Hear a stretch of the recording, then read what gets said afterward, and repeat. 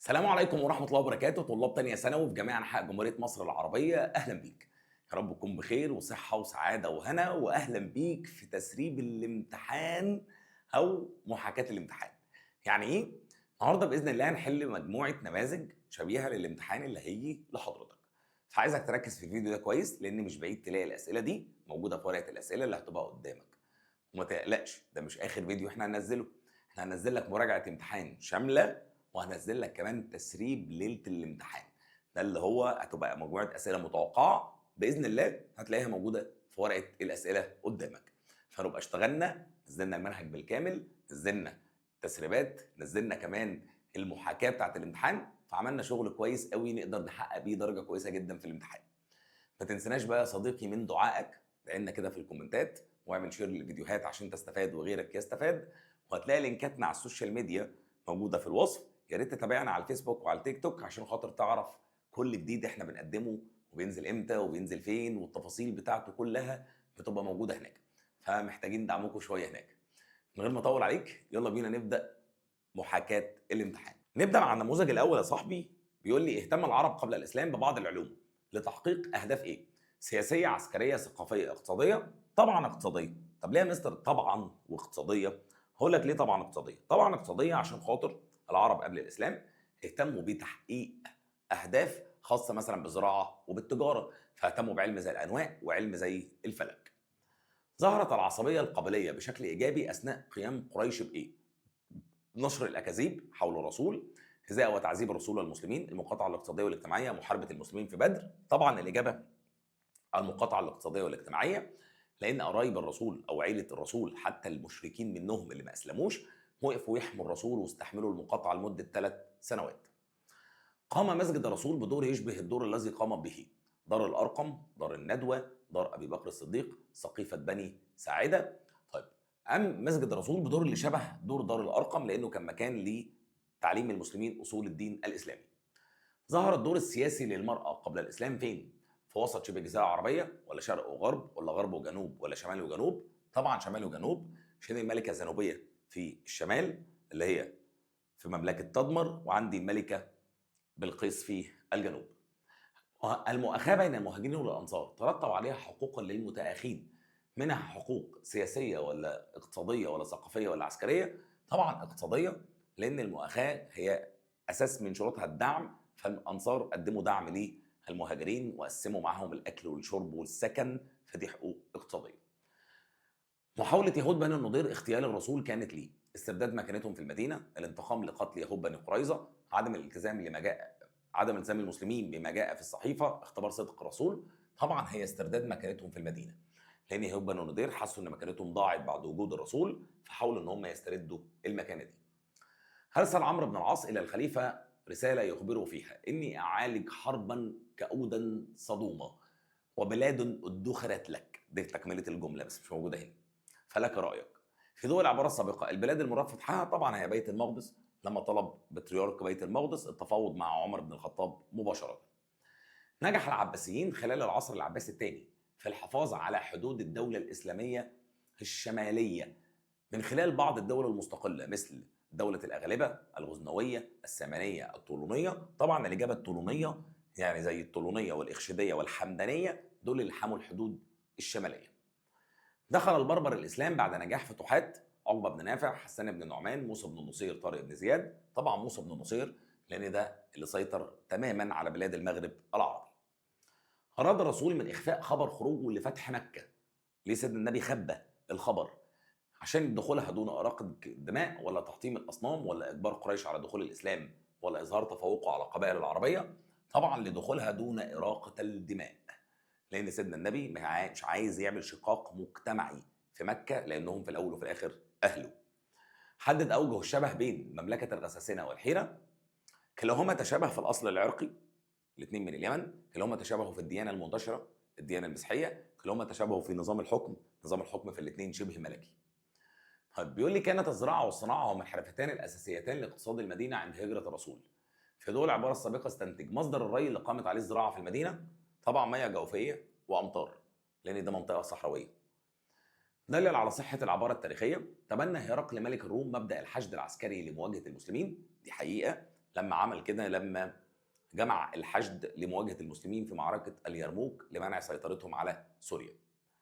ما الدروس المستفادة من خطبة البيعة على أبي بكر؟ خطبة البيعة أبي بكر قال فيها حاجات كتير للمسلمين. قال لهم مثلا: أيها الناس، إني قد وليت عليكم ولست بخيركم، فإن أحسنت فأعينوني وإن أسأت فقوموني، الصدق أمانة والكذب خيانة، لا يدع قوما الضعيف فيكم قوي عندي حتى أريح عليه حقه بإذن الله، والقوي فيكم ضعيف عندي حتى آخذ الحق منه، لا يدع قوما الجهاد في سبيل الله حتى ضربهم الله بالذل، ولا تشيع الفاحشة في قوم قط حتى عمهم الله بالبلاء. أطيعوني ما أطعت الله ورسوله، وإن عصيت الله ورسوله فلا طاعة لي عليكم، أقم الصلاة. فالخطبة هنا أنا استنتج منها حاجات كتير قوي، زي التواضع، طلب النصيحة، الحرص على الشورى، الحرص على الجهاد في سبيل الله، الحرص على تحقيق العدل والمساواة بين الناس. دي كلها قيم أقدر استنتجها من الخطبة، بس لازم تبقى عارف الخطبة، فأنا عشان كده قلتها لك. ما العلاقة بين مقتل عثمان بن عفان والفتوحات في الدولة الإسلامية؟ توقفت الفتوحات في الدولة الإسلامية بعد مقتل عثمان. ليه؟ بسبب وجود فتنة في الدولة الإسلامية في عهد علي. اثبت صحة العبارة: اختلف موقف قريش من هجرة المسلمين للحبشة لهجرتهم إلى يثرب. قريش حاولت إعادة المسلمين بعد هجرتهم للحبشة عن طريق التفاوض، ولكن قريش حاولت قتال المسلمين بعد هجرتهم إلى يثرب حتى تتخلص منهم. نيجي للنموذج الثاني، بيقول لي: لم تعرف القبائل العربية في وسط وغرب شبه الجزيرة العربية قبل الإسلام عملة خاصة بهم. من وجهة نظرك يعود السبب ده في إيه؟ عدم اهتمامهم بالتجارة، عدم وجود استقلال اقتصادي، تبعيتهم للروم، تبعيتهم للفرس؟ طبعا الإجابة هتبقى إيه؟ عدم وجود استقلال اقتصادي. ليه؟ لأن تجارتهم دايما كانت مربوطة بالشمال ومربوطة بالجنوب، فكانوا بيتعاملوا مع الفرس وبيتعاملوا مع الروم. لكن لو كانوا في دولة موحدة وليها استقلال اقتصادي كانوا هيعملوا عملة. تميزت المرأة في المجتمع القبلي عند العرب بقى عن المجتمع الحضري عند العرب قبل الإسلام في الجانب طبعا الاقتصادي، بسبب عمل السيدة خديجة في التجارة. قال موسى بن نصير لجنوده: وأيم الله لأريم هذه القلاع والجبال الممتنعة حتى يضع الله أرفعها ويذل أمنعها ويفتحها على المسلمين بعضها أو جميعها. في دول النص السابق أراد موسى بن نصير بقسمه إيه؟ إظهار حصانة قلاع العدو، بث الرعب في قلوب الأعداء، تأكيد ثقته في النصر، إثبات أهمية الفتح. طبعا الإجابة جيم، هي تأكيد ثقته في النصر، لأنه بيقول لهم: والله أنا مش هسيب القلاع دي والجبال دي إلا أما نفتحها والجبال دي تنبسط أمامنا. فهنا بيقول إن أنا مش همشي إلا أما انتصر. اتفق قادة الجيوش الإسلامية قبل القيام بالفتوحات الجديدة على الإغارة ليلا، استئذان الخليفة، تهديد العدو، إعداد السفن. طبعا استئذان الخليفة للتأكيد على مبدأ اسمه مبدأ الشورى. صاح زهير بن أمية عند البيت الحرام: يا أهل مكة أنأكل الطعام ونلبث الثياب وبنو هاشم هلكة، والله لا أقعد حتى تشق هذه الصحيفة الظالمة. في ضوء النص السابق يتفق موقف زهير بن أمية مع مين؟ حلف الفضول، عهد الأمان، صلح الحديبية، اتفاق البقت. طبعا حلف الفضول. طب معنى السؤال إيه؟ هنا زهير بن أمية بيعترض على صحيفة المقاطعة بعد ما شاف بني هاشم بيتعذبوا من الجوع لمدة 3 سنين. فأنا يا جماعة أنا مش هقعد إلا لما نقطع الصحيفة الظالمة دي ونفك الحصار عليهم. وده يشبه حلف الفضول لما اتفقت قبائل مكة في نصرة المظلوم ضد الظالم. قيام هارون الرشيد بإعادة أسرى قبرص لبلادهم مرة أخرى يدل على دخولهم الإسلام، تأكيد مبدأ العدالة، حرصوا على نشر الإسلام، تأكيد قيم التسامح. الإجابة جيم. ليه بقى؟ ساعة قبرص احنا بعتنا هارون رشيد، بعت الجيش انتصر عليها ومشي، فهم عملوا انتفاضة، فبعت لهم جيش تاني انتصر وخد أسرى كبيرة عايشهم مع المسلمين عشان يعرفهم قيم وتعليم الدولة الإسلامية، وبعد الفترة الكبيرة دي رجعهم تاني. فلما رجعهم تاني هم خلاص عرفوا المسلمين وتعلقوا كمان بالإسلام. السؤال اللي بعد كده: 7، اختارت قبيلة قريش موسم الحج لنشر الشائعات والأكاذيب حول الرسول. اختيار موسم الحج جاء بسبب أهمية الموسم عند العرب، تحالف القبائل ضد الإسلام، فرض الحصار حول الرسول، تجمع القبائل العربية في مكة. والإجابة طبعا تجمع القبائل العربية، لأن قريش كانت عايزة أكبر عدد تنشر معاه الشائعات. أراد الرسول من إخفاء خبر خروجه إلى مكة، مفاجأة قريش ودخول مكة دون قتال. لسه مجاوبين السؤال ده. مر شاس بن قيس أحد شيوخ اليهود بأصحاب النبي من الأوس والخزرج، فوجدهم متحابين، فأمر فتى يهودي أن يجلس معهم ويذكرهم بيوم بعاث، اللي هي أشهر حرب بين الأوس والخزرج قبل الإسلام. في ضوء العبارة السابقة، ما قام به اليهود يندرج تحت بند تشويه صورة النبي، نشر الشائعات والافتراءات، محاولة شق الصف الإسلامي ولا استرداد مكانة اليهود في المدينة. طبعا محاولة شق الصف الإسلامي، لأنه حاول يقوم الأوس والخزرج على بعض بعد ما أسلموا. واجه المهاجرين في يثرب عقبات اقتصادية في بداية هجرتهم إليها. فسر ذلك. طبعا لأن المهاجرين حرفتهم الأساسية كانت الراعي والتجارة، أما يثرب كانت واحة زراعية، فما كانش في عمل مناسب ليهم. تاني حاجة، ما كانش معاهم فلوس ولا سكن أو مأوى ولا غذاء عشان خاطر يعيشوا عليه، فدي كلها عقبات اقتصادية. تم فتح جزيرة قبرص على يد القائد أسد بن الفرات الذي ينتمي إلى دولة الأغالبة. طيب، في ضوء العبارة السابقة، الظروف السياسية اللي ساعدت على قيام دولة الأغالبة، هو طبعا ضعف الدولة العباسية في العصر العباسي الثاني، فاحتاجت لنظام الدول المستقلة حتى تتولى الدفاع عن الدولة العباسية، ومنها دولة الأغالبة اللي قامت في شمال إفريقيا على إيد إبراهيم ابن الأغلب. فسر. حرص العباسيين على السيطرة على أقاليم آسيا الصغرى. طب ليه العباسيين حرصوا؟ حتى يأمنوا شر العدو الأساسي اللي هي الدولة البيزنطية أو الرومان، فقاموا بتأمين استمرار نظام الصوافة الشواتي، وقاموا بتأمين منطقة الصخور والعواصم وخروجهم بأنفسهم إلى الحرب. ماذا كان يحدث إذا لم تظهر حركة النفاق في المدينة بعد هجرة الرسول؟ لو ما ظهرتش حركة النفاق في المدينة بعد هجرة الرسول، حاجات كتيرة قوي بقى. مثلا يعني لن يشارك المنافقين في دعوة قريش لغزوة الخندق. كمان لن تحدث حادثة الإفك. كمان ممكن يبقى وحدة واتحاد المجتمع الإسلامي بشكل أكبر. لن يتم بناء مسجد ضرار. دي كلها حاجات عملوها المنافقين وإحنا بنعكسها.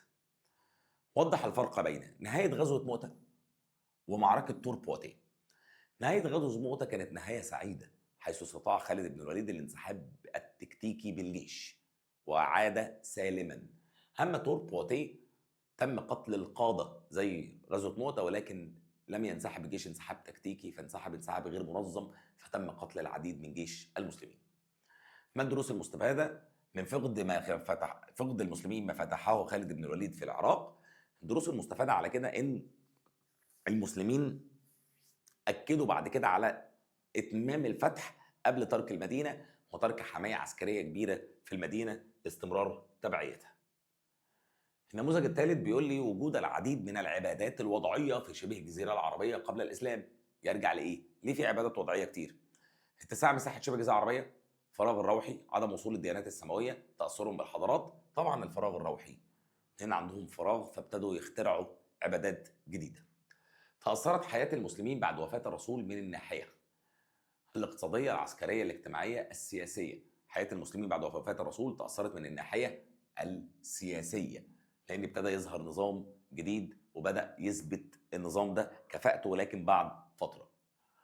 طيب، قال ملك الصين لرسول قتيبة بن مسلم: قولوا لصاحبكم ينصرف فإني قد عرفت قلة أصحابه وإلا بعثت إليكم من يهلككم. يعني بيقولوا بالبلدي كده: خد الجيش بتاعك وامشي، لأن عرفت إن أنتوا عددكم قليل وأنا ممكن أدوس عليكم. في ضوء النص السابق، عبارة ملك الصين تدل على جهله بقوات المسلمين، شعوره بعظمة ملكه، رغبته في إرهاب المسلمين، حرصه على حماية البلاد. طبعا الإجابة جهله بقوات المسلمين، لأن قتيبة بن مسلم طلب مدد من المدينة والمدد من دمشق، والمدد جاله وكان قادر على الفتح. وطبعا بعد ما شاف ملك الصين المدد طلب الصلح مع المسلمين. أدى انهيار سد مأرب إلى تغير النشاط الاقتصادي لليمن، تغير نظام الحكم في اليمن، انتقال وانتشار الحضاره اليمنيه، الغزو الخارجي لبلاد اليمن. طبعا الاجابه ج هي انتقال وانتشار الحضاره اليمنيه، فهاجر اليمنيين لانحاء شبه الجزيره العربيه. حمل الرسول الحجاره على كتفيه وشارك في بناء مسجده في المدينه. في ضوء العباره السابقه، ما قام به الرسول عند بناء المسجد يؤكد على قيمه العداله، المواطنه، المساواه، التراحم. طبعا قيمه المساواه، اني زيكم هساعد في بناء المسجد. تشابه موقف اليهود مع موقف المنافقين في ايه؟ تخاذلهم في فتح مكة، التعرض لنساء المسلمين، محاولة قتل الرسول، تخاذلهم في غزوة أحد. طبعا الإجابة ب التعرض لنساء المسلمين. فاليهود تعرضوا لامرأة مسلمة في سوق بني قينقاع، والمنافقين تعرضوا للسيدة عائشة في حادثة الإفك. أعد الرسول قبل وفاته جيشا بقيادة أسامة بن زيد لحرب الروم. في ضوء العبارة السابقة، كان إصرار أبي بكر على خروج جيش أسامة بهدف نشر الإسلام في بلاد الروم، فتح أراضي جديدة، إظهار قوة الدولة الإسلامية أمام المرتدين، تأمين الحدود الشرقية للدولة الإسلامية. وطبعا الإجابة هنا هي جيم، إظهار قوة الدولة الإسلامية أمام المرتدين، اللي هو أنا في حركة رد وأنا محتاج أحاربها بس أنا هبعت الجيش ده لبلاد الشام عشان ده وصية رسول الله وأنا لازم أنفذها. كان عبد الله بن أبي بن سلول أحد زعماء الخزرج وأكثرهم مكانة في يثرب قبل هجرة الرسول إليها. في ضوء العبارة السابقة اتفقت أسباب إعداء عبد الله بن أبي بن سلول للإسلام مع أسباب إعداء مين للإسلام؟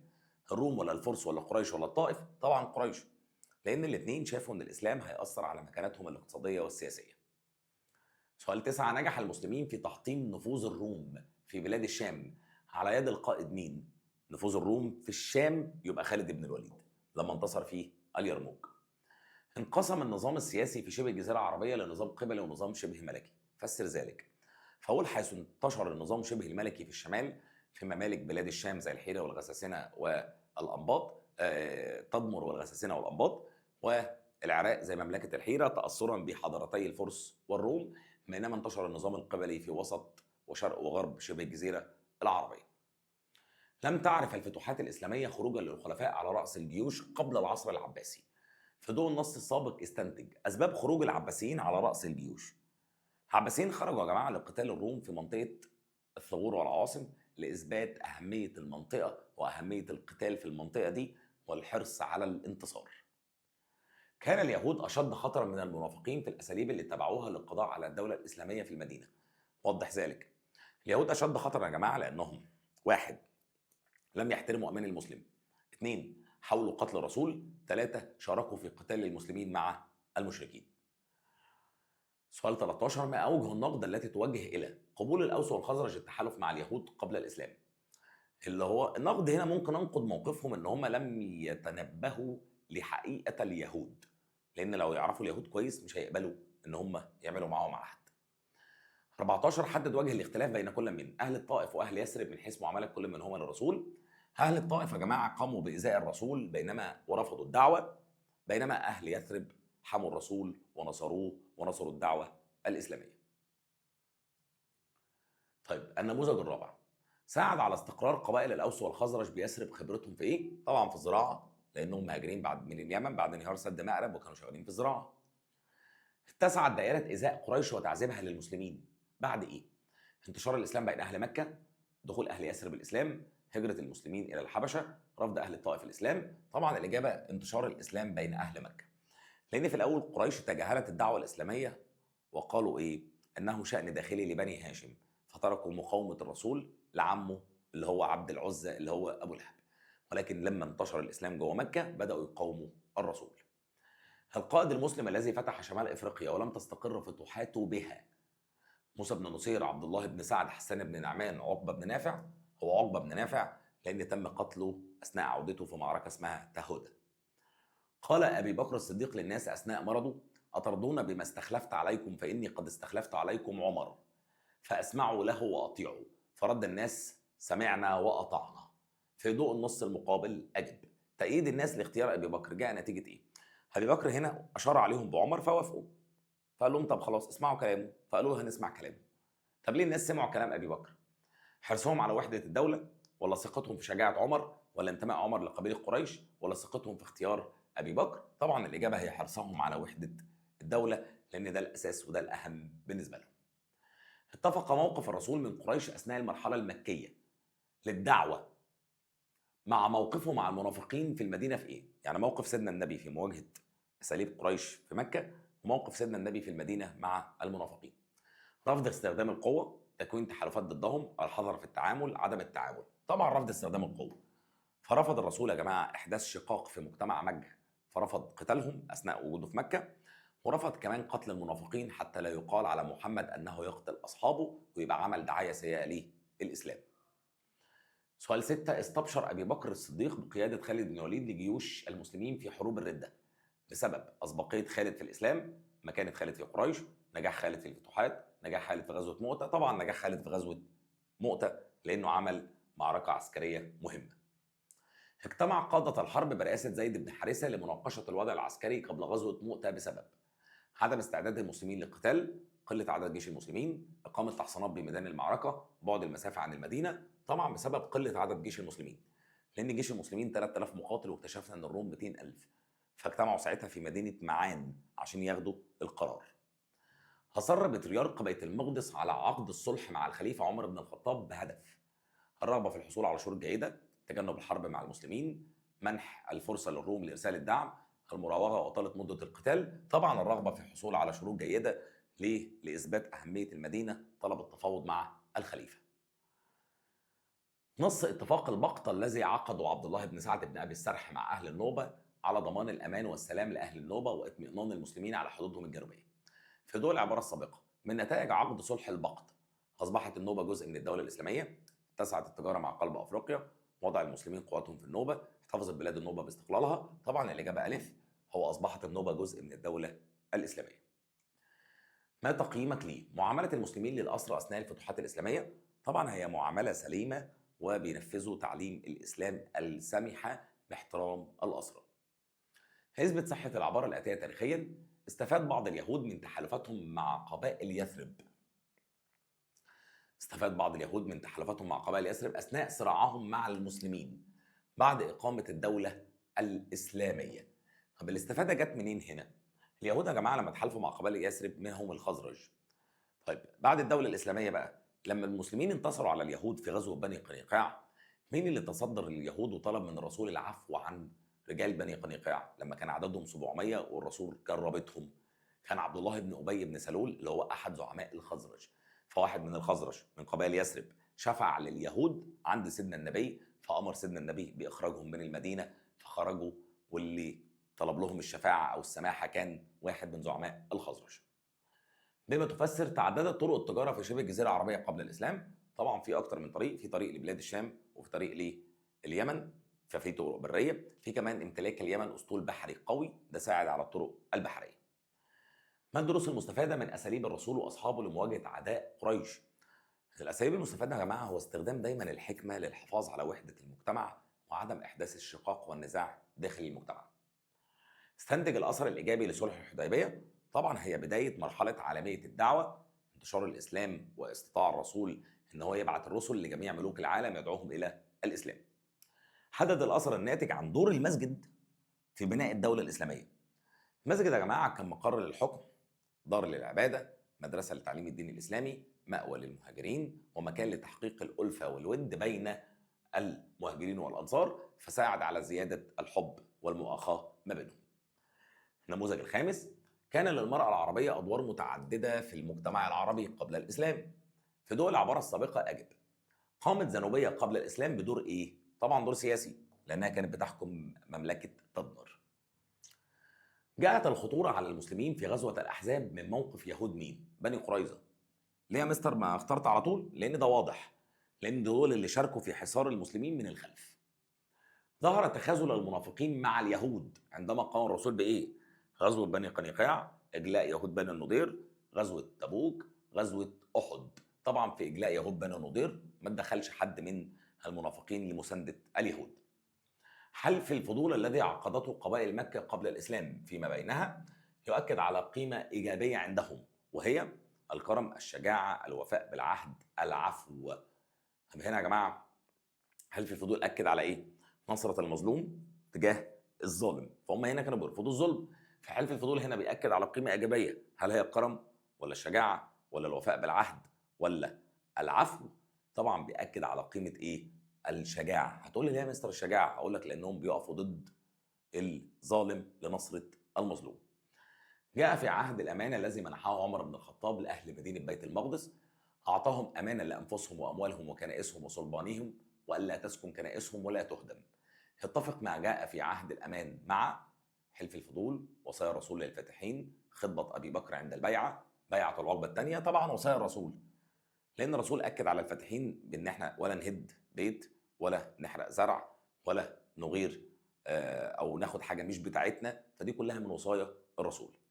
سعى الرسول لنشر الدعوة الإسلامية خارج مكة بعد غزوة بدر، صلح الحديبية، هجرة الحبشة، وفاة أبي طالب، طبعا صلح، لا أنا آسف ده أنا استعجلت. طب بيقول لي هنا خارج مكة. خارج مكة إمتى؟ لما حصل وفاة لأبي طالب بعد عام الحزن، خرج الرسول لرحلة الطائف، وده كان خارج مكة. حرص عبد الملك بن مروان على استكمال الفتوحات اللي بدأها سلفه اللي هم قبله في دول العبارة السابقة. أرسل عبد الملك بن مروان ابنه مسلمة لقتال مين؟ البيزنطيين، الفرس، البربر، القوط، طبعا البيزنطيين اللي هم الرومان يعني. مثلت هجرة المسلمين من مكة إلى يثرب للدولة الوليدة تحديا إيه؟ يعني إن المسلمين يسيبوا مكة ويروحوا يثرب، ده كان تحدي إيه؟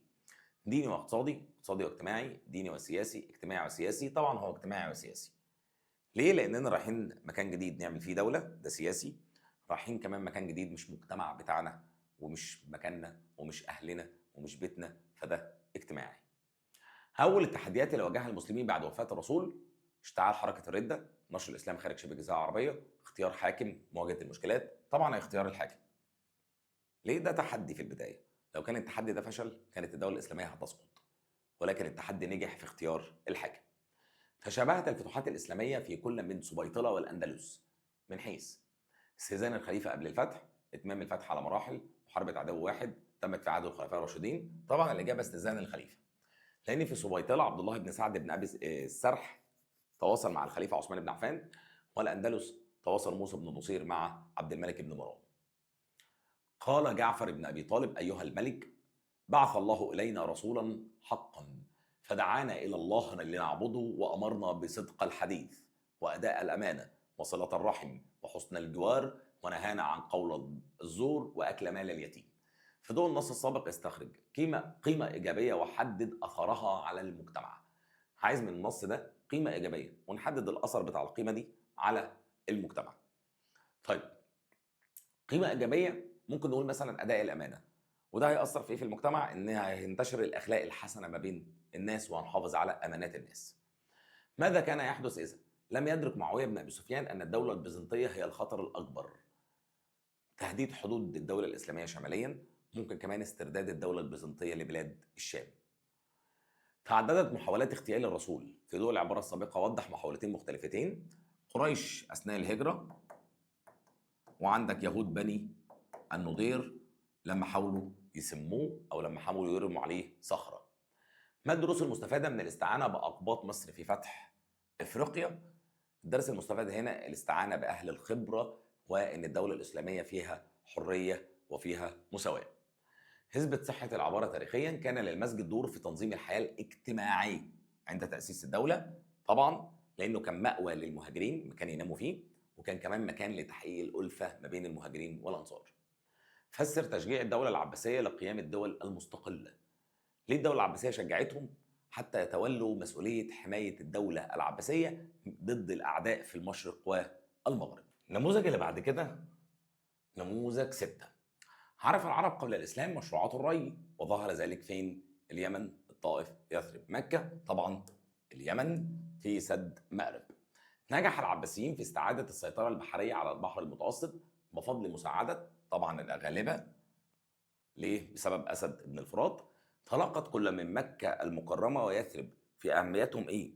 الزراعية، الصناعية، الدينية، التجارية. طبعا التجارية، لأنهم على طريق القوافل. إحصاء الرسول للرجال القادرين على الحرب في السنة الأولى للهجرة يدل على رغبة الرسول في قتال المشركين، استعداد الرسول للأخطار القادمة، كثرة عدد المسلمين المقاتلين، عقد قريش التحالفات ضد المسلمين. طبعا الإجابة بإيه؟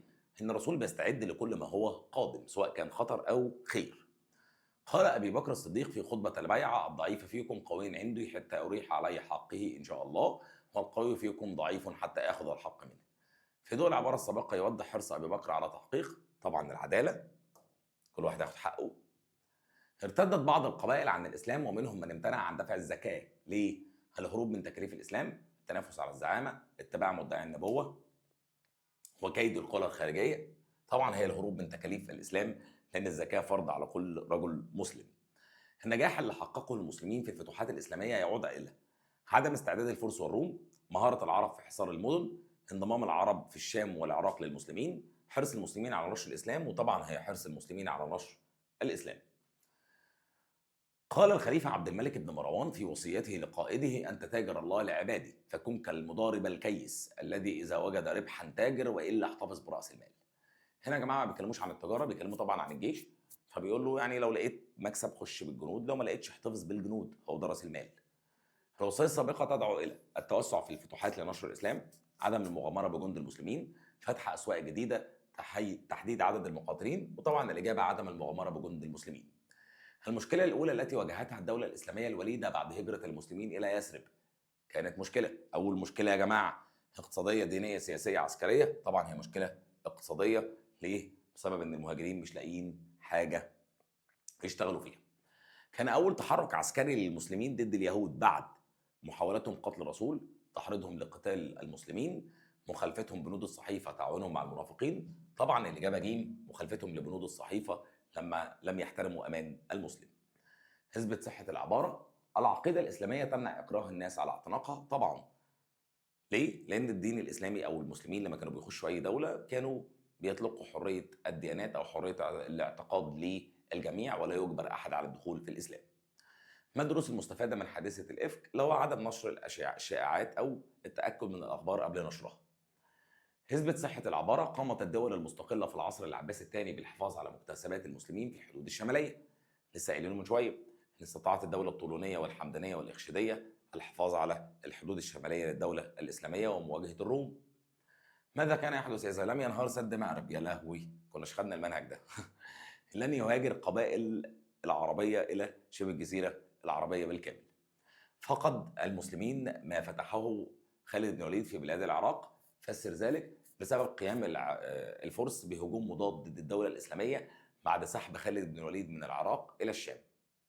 هكذا على صحة العبارة، كان للمرأة في شبه الجزيرة العربية دور سياسي، قلنا من شوية برضو بلقيس وزنوبيا اللي تولوا الحكم في اليمن والشام. ما العلاقة بين التحالفات في جنوب غرب أوروبا وتوقف الفتوحات الإسلامية؟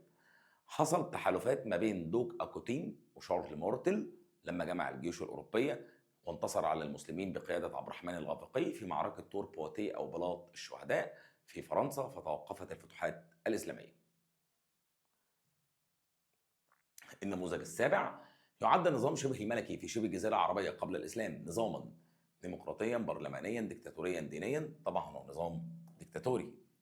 ليه؟ لأن الملك هو اللي بيحكم وبيحكم بشكل وراثي. قام أهالي اليمن قبل الإسلام بنقل التجارة بين الشرق والغرب بسبب تدهور النشاط الصناعي، وفرة الأخشاب لصناعة السفن، انهيار سد مأرب، مهارة أهلها في التجارة. طبعا هي وفرة الأخشاب لصناعة السفن لأن هم عندهم مينا وعندهم أخشاب فقدروا يشتغلوا في النقل التجاري. عرف العرب قبل الإسلام في شبه الجزيرة العربية صناعة الحلي المعتمدة على الأحياء البحرية وخاصة في مناطقها الغربية، الشرقية، الشمالية، الجنوبية. طبعا هي الشرقية لأن يقصد هنا الخليج العربي ويقصد تحديدا اللؤلؤ. قال ملك الصين لرسيل قتيبة: فإنا نخرجه من يمينه ونبعث التراب أرضنا فيطأه ونبعث إليه ببعض أبنائنا فيختمها ونبعث إليه بجزية يرضاها. يعني إحنا نشتري التراب بتاع رجليك يا معلم. ده بقى لما عرف عدد جيش المسلمين. يدل النص السابق على إيه؟ قوة أساطيل المسلمين، ولا رغبة قتيبة في الانتقام من الملك، ولا رغبة الملك في تجنب الحرب، ولا الانتصارات اللي حققها جيش قتيبة. طبعا هي رغبة الملك في تجنب الحرب فلجأ إلى الجزية. أصبحت مملكة الغساسنة جزء من الدولة الإسلامية خلال عهد الرسول، أبي بكر، عمر بن الخطاب، عثمان بن عفان. ومملكة الغساسنة أصبحت جزء من الدولة الإسلامية في عهد أبي بكر الصديق بعد انتصار المسلمين في موقعة اليرموك. فتح المسلمين قبرص في عهد الخليفة هارون وعقدوا صلحا مع أهلها. في ضوء العبارة السابقة، نقض أهالي قبرص شروط الصلح مع المسلمين بسبب تحريض الروم لهم، رفضهم نظام الحكم الإسلامي، قسوة شروط الصلح، الرغبة في قتال المسلمين. وطبعا الإجابة تحريض الروم لهم. المعاهدة التي عقدتها القبائل العربية في يثرب مع اليهود واتفق فيها الطرفين على التعايش سويا والدفاع عن المدينة، يتفق مع جاء في صلح الحديبية، صحيفة المدينة، صلح إلياء، اجتماع السقيفة. طبعا هي صحيفة المدينة. ليه؟ لأن الرسول اتفق معاهم على الدفاع المشترك ضد أي عدوان. الإسلام يدعو إلى احترام عقيدة الآخر، وقد ظهر ذلك في وصايا الرسول للفاتحين عندما قال: لا احترام عقيدة، عقيدة، تقتلوا شيخا أو طفلا أو امرأة، تهدموا بيتا، تحرقوا زرعا، ولا تقربوا رهبانا تفرغوا للعبادة. طبعا تقربوا رهبانا تفرغوا للعبادة. اهتم المسلمين بفتح النوبة بعد فتح مصر بهدف الوصول لمنابع النيل، فتح طرق التجارة مع أفريقيا، نشر الإسلام في المناطق الجنوبية، تأمين الحدود الغربية. والإجابة طبعا هي جيم، نشر الإسلام في المناطق الجنوبية اللي هو جنوب مصر. سؤال 10، غرز الرسول في نفوس المسلمين أنه لا فضل العربي على أعجمي إلا بالتقوى، إن كل المسلمين سواسية. في ضوء العبارة السابقة حقق المسلمين من خلال الفتوحات الإسلامية مبدأ المواطنة، الكرامة، التكافل، التراحم. طبعا يا جماعة هي المواطنة إن كل الناس تمتلك حق المواطنة وكل الناس زي بعض. بدأت المرحلة المكية في الدعوة الإسلامية بالدعوة السرية واللي استغرقت 3 سنوات. في ضوء العبارة السابقة استخلص أسباب بداية الدعوة سرا ليه يا جماعة؟ للحفاظ على الدين الإسلامي في البداية ولحماية الدعوة من رد فعل قريش. السؤال اللي بعد كده: بلغ الخليفة العباسي المعتزم أن امرأة هاشمية صاحت وهي أسيرة بين أيدي الروم ومعتصماه، فأجابه وهو جالس على سريره: لبيك لبيك، ونهض من ساعته وصاح في قصره النفير، ثم راكب دبته وصار إليها بعد تعبئة الجيش وجمع العساكر. يعني إن واحدة ست اتظلمت في عهد المعتصم وتم القبض عليها عن طريق الروم، فاستغاثت بيه فوصل له الخبر فخد الجيش وراح عشان ينقذها. فضول العبارة السابقة حدد موقف درسته يشبه هذا الموقف. هو طبعا غزوة بني قنيقاع. ليه؟ لأن تم الانتصار للامرأة اللي تم التعدي عليها في غزوة في سوق بني قنيقاع. اثبت صحة العبارة التاريخية: تعددت الديانات والمعبودات في اليمن قبل الإسلام. طبعا انتشرت العبادات الوضعية زي عبادة الصابئة اللي هي عبادة النجوم والكواكب، والديانات زي اليهودية والمسيحية. ماذا كان يحدث إذا استجاب أهل الطائف لدعوة الرسول بدخول الإسلام؟ كان ممكن هجرة الرسول إلى الطائف بدل ما هاجر إلى يثرب. صاح زهير بن أمية، لسه مجاوبينه أو فاهمين يعني الفكرة، عند البيت الحرام: يا أهل مكة أنا أكل الطعام ونلبس الثياب وبني هاشم هلك، والله لا أقعد حتى تشق هذه الصحيفة. في ضوء النص: ما الصحيفة التي يعنيها زهير بن أمية؟ هي صحيفة المقاطعة اللي عملتها قريش مع بني هاشم وعلقتها في الكعبة. هنشأ حسان بن نعمان ميناء تونس ليكون قاعدة حربية، واستعان في إنشائها بأقباط مصر.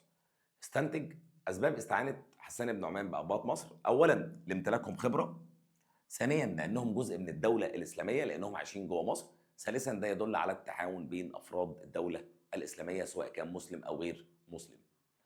ما العلاقة بين معاوية بن أبي سفيان والدولة البيزنطية؟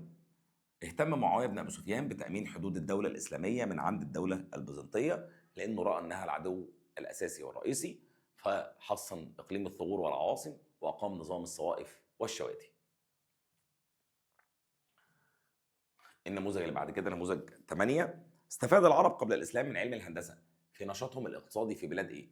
الغساسنة، الحيرة، الحجاز، اليمن. طبعا اليمن بسبب بناء سد مأرب. قامت الحروب بين القبائل العربية قبل الإسلام لأسباب إيه؟ دينية، عرقية، اقتصادية، سياسية. معظمها اقتصادية على المرعى والماء. قال جعفر بن أبي طالب لنجاشي الحبشة: خرجنا إلى بلدك واخترناك على من سواك، ورغبنا في جوارك ورجونا ألا نظلم عندك أيها الملك. في ضوء ذلك النص السابق يدل على ثقة المسلمين في عدل النجاشي، يأس المسلمين من البقاء في الحبشة، ثقة المسلمين في شجاعة النجاشي، عدم رغبتهم في الهجرة إلى يثرب. طبعا الإجابة ألف هي ثقة المسلمين في عدل النجاشي لأن ده كان سبب من أسباب الهجرة أصلا للحبشة. خرج الرسول صلى الله عليه وسلم لنشر الدعوة الإسلامية خارج مكة، وكانت البداية قلناها من شوية كانت في الطائف. تشابهت صحيفة المدينة وعهد الأمان الذي أعطاه عمر بن الخطاب لأهل إيلياء في التأكيد على الاستقلال المالي لكل طائفة، التكافل الاجتماعي، الدفاع المشترك، حرية العقيدة. طبعا هي حرية العقيدة.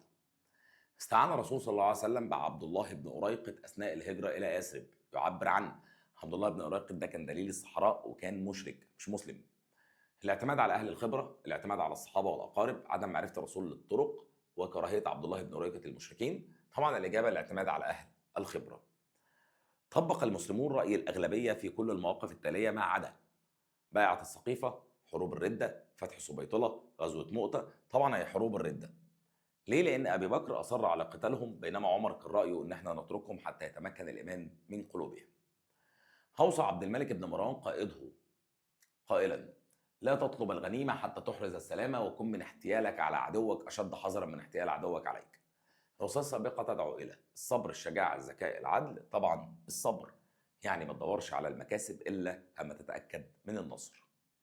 حرص الخلفاء العباسيين على استمرار نظام الصوائف والشواتي اللي بدأ في عهد الأمويين، يدل على حرص العباسيين على استكمال الفتوحات، أهمية الحدود الشمالية للدولة الإسلامية، نجاح هذا النظام في حماية الحدود، أن البيزنطيين أقوى من العباسيين. طبعا الإجابة جيم، إن النظام ده كان ناجح، فهو ما دام ناجح فيستمر. اختلفت الفتوحات الأموية عن الفتوحات العباسية فيه: توجه الفتح نحو الشرق، قيام بعد الدولة المستقلة بالفتح، مواجهة الدولة البيزنطية، السيطرة على بلاد الأندلس. طبعا الإجابة ب هي قيام بعد الدولة المستقلة بالفتح، لأن ما كانش فيه ده في الدولة الأموية. هيئة صحة العبارة كان اختيار أبي بكر الخالد بن الوليد تأكيدا على فطنته في اختيار القادة. طبعا دي حقيقة، لأنه أثبت شجاعة في حروب الردة واستطاع الانتصار. لم يشكل القتال أولوية عند المسلمين، بل تمت بعض فتوحاتهم صلحا. أذكر ذلك بأمثلة زي بيت المقدس، زي النوبة، دول تم فتحهم بالصلح. تعددت محاولات المنافقين للنيل من الدولة الإسلامية في المدينة. طب استنتج خطورة تحالف المنافقين مع أعداء الإسلام. إن الإسلام يا جماعة هيواجه دلوقتي بقى خطرين، خطر خارجي وخطر داخلي، ده رقم واحد. اثنين، أن المنافقين جزء من الدولة الإسلامية، فيقدروا يسربوا الأسرار وأخبار الدولة الإسلامية للأعداء. طب عندك سؤال 14، فرق تسد. كانت السياسة. عايز اروح. خلاص احنا يعني نموذجين بالظبط.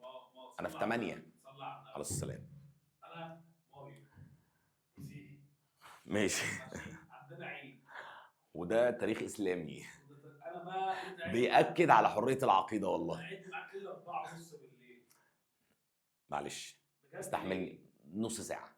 كتير اروح بيتنا الساعه 5 طب ليه؟ ربع ساعة. سنه كام دول؟ نص تانية ثانوي. يا معلش استحملني. بالله عليك. حاضر. زهقتني خلاص. انا عايز اروح. كل سنة وانت طيب. تديني عيدية. هديك عيدية بجد 20 جنيه. كتير. كتير صح؟ حاسس ان انا ضغطت على نفسي. بالله عليك لوحدي. كل ايد 20 جنيه. بالله عليك لوحدي. لوحدك والله. كنا في سؤال 14. فرق تسد كانت السياسة التي اتبعها اليهود عند شعورهم بوجود منافس لهم في المدينة. في دول العبارة السابقة حدد وسائل اليهود لتنفيذ هذه السياسة. ازاي اليهود حاولوا يفرقوا؟ اليهود حاولوا يفرقوا يا جماعة لما عملوا شقاق ما بين الأوس والخزرج، لما تحالفوا مع الأوس والخزرج للإيقاع فيما بينهم. الدولة الإسلامية تحرص على الموارد وتنميتها. حقق الرسول العبارة السابقة لما الرسول حط سياسة اقتصادية في المدينة، زي من أحيا أرضا مواتا فهي له، والاهتمام بالري، وكمان إنشاء سوق المدينة اللي هو سوق المناخ. ما العلاقة بين الدول المستقلة والفتوحات الإسلامية؟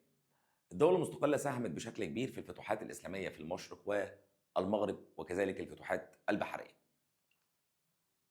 نموذج رقم 9.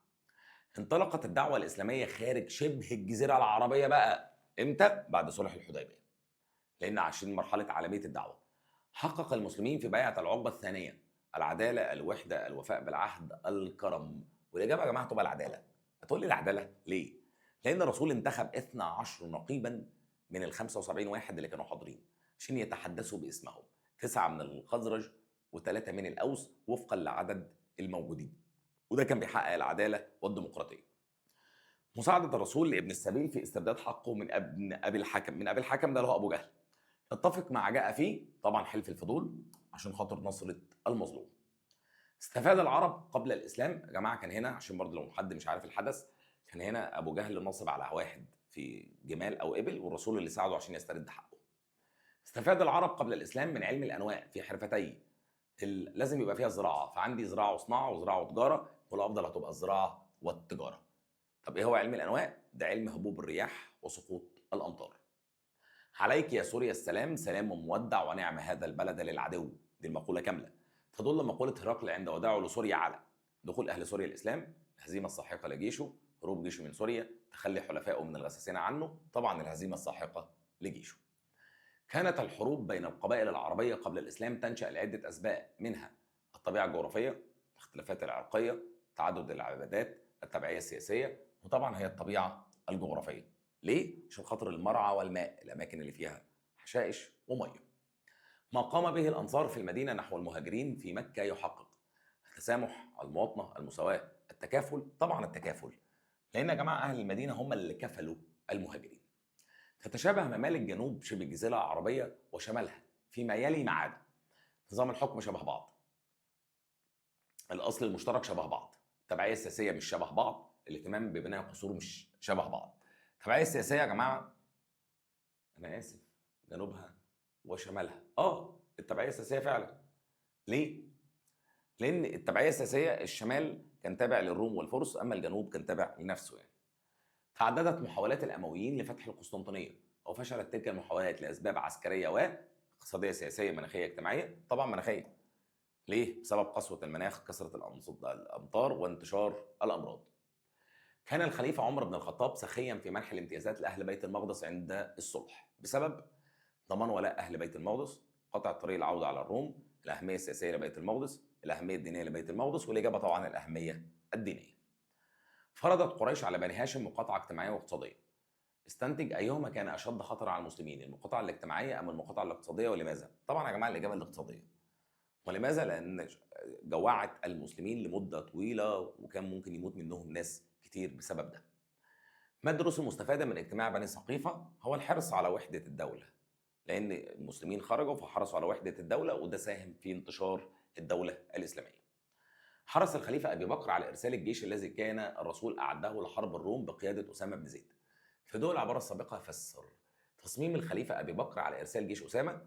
أول حاجة تنفيذ لوصية الرسول، تاني حاجة هو إثبات لقوة الدولة الإسلامية بعد وفاة الرسول.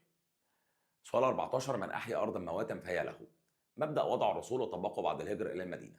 في ضوء النص السابق كيف تستفيد مصر المعاصرة من هذا المبدأ؟ والله لو طبقوا نفس المبدأ زي ما هو، اللي هو من أحيا أرض، أي حد يستصلح أرض يا جماعة ياخدها ملك ليه، وده هيشجع الناس إن هي تستصلح أراضي. تمكن جيش المسلمين بقيادة عبد الرحمن الغافقي من فتح النصف الجنوبي لفرنسا في أشهر قليلة. حدد تقييمك لفتوحات عبد الرحمن الغافقي في جنوب فرنسا. عندما بيقول لي في جنوب فرنسا فهي فتوحات مفيدة وتدل على قوة جيش المسلمين، ده مش مختلفين فيه. اثبت صحة العبارة التاريخية. نقد اليهود بنود صحيفة المدينة اللي أقرها الرسول عدة مرات. طبعا أولا بالاعتداء على المرأة المسلمة في غزوة بني قنيقاع، ثانيا بالاتفاق مع قريش ضد الدولة الإسلامية، ثالثا بمحاولة قتل الرسول. فدي كلها حاجات اشتركوا فيها. ماذا كان يحدث إذا انتصر الأرطبون في معركة أجنادين عام 13 هجريا، اللي هي بعد معركة اليرموك؟ كان هيبقى استمرار سيطرة الروم على بلاد الشام. نيجي للنموذج العاشر والأخير. بيقول لي قامت اليمن بنقل بضائع الهند والصين إلى موانئ الشام ومصر وساعدها على ذلك. ازدهار النشاط الصناعي، ازدهار النشاط الزراعي، انهيار سد مأرب. موقعها الجغرافي، طبعا موقعها الجغرافي المتوسط المطل على البحر الأحمر وخليج عدن.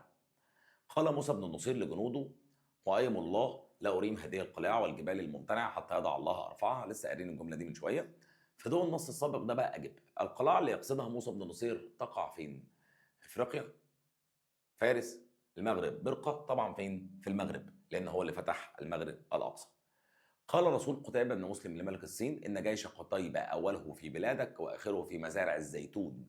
والزيتون ده يا جماعة يقصد بلاد الشام، تينا والزيتون. تمام. النص السابق يدل على كثرة أعداد جيش المسلمين وقوته، إظهار مهارة المسلمين العسكرية، طول المسافة بين الجيش وعاصمة المسلمين، ثقة المسلمين في تحقيق النصر. طبعا ده بيدل على كثرة أعداد الجيش. تشابهت مملكة الحيرة مع مملكة الغساسنة في إيه؟ الولاء السياسي، القوى العسكرية، الأصل العرقي، الموقع. طبعا الأصل العرقي لأن الاثنين من اليمن. جاء رجل يبيع إبلا في مكة، ده القصة اللي أنا حكيتها لكم. فأما أبو جهل نصب على الراجل والرسول جاب له حقه. هنا بقى بيقول لي عدم مساعدة قريش للراجل في استرداد حقه لا يتفق مع طبعا حلف الفضول، لأنهم لم ينصروا المظلوم. ظهر التنسيق بين الخلفاء والقادة المسلمين في كل المعارك الآتية ما عدا توربواتيه، شازونة، اليرموك، الصبيطلة. ما كانش في تنسيق ما بين الخلفاء والقادة المسلمين في معركة توربواتيه. أرسل عمرو بن العاص رسالة إلى الخليفة عمر بن الخطاب يخبره بطلب بطريرك بيت المقدس الصلح مع المسلمين، وختم الرسالة بعبارة: إني أعالج حربا كأودا صدومة وبلاد ادخرت لك. أراد عمرو بن العاص من هذه الرسالة إظهار أهمية بيت المقدس، إظهار المكانة الدينية، تشجيع الخليفة على قبول الصلح، التفرغ لفتح بلاد جديدة. طبعا تشجيع الخليفة على قبول الصلح، يعني الحرب خلصانة وانت لو جيت خلاص خدنا المكان. 8: كان السبب في غزوة بني قنيقاع هو قيام اليهود به، تشويه صورة النبي، عدم احترام بنود الصحيفة، التحالف مع المشركين، محاولة اغتيال النبي. طبعا هو عدم احترام بنود الصحيفة. 9: اختلف موقف قبيلتي الأوس والخزرج من قبول الإسلام عن موقف قبيلة قريش. فسر. قريش يا جماعة رفضت الإسلام وحربته، بينما الأوس والخزرج قبلوا الإسلام ونصروه. 10: هاجرت قبائل الأوس والخزرج إلى المدينة عقب انهيار سد مأرب. قل لي أسباب استقرار قبائل الأوس والخزرج في يثرب. لأنها يا جماعة فيها نشاط اقتصادي مناسب للمكان اللي هم جايين منه. ليه؟ لأنها واحة زراعية. ما العلاقة بين تنامي قوة أعداء ومنافسي العباسيين والدول المستقلة؟ ساهمت الدولة المستقلة في التصدي لأعداء العباسيين المتنامية قوتهم. سؤال 12: رأت قريش أن خير وسيلة لمهاجمة الدعوة الإسلامية هي نشر الشائعات والأكاذيب حول رسول. في ضوء العبارة اقترح حلول لكيفية مواجهة المجتمع للشائعات والأكاذيب في وقتنا الحالي. طبعا ضرورة التقصي من الحقائق، كمان معرفة الأشخاص جيدا، دي كلها حاجات ممكن يعني نعرف بيها. استخلص الفوائد التي عادت على المسلمين من إرسال جيش أسامة بن زيد لحرب الروم.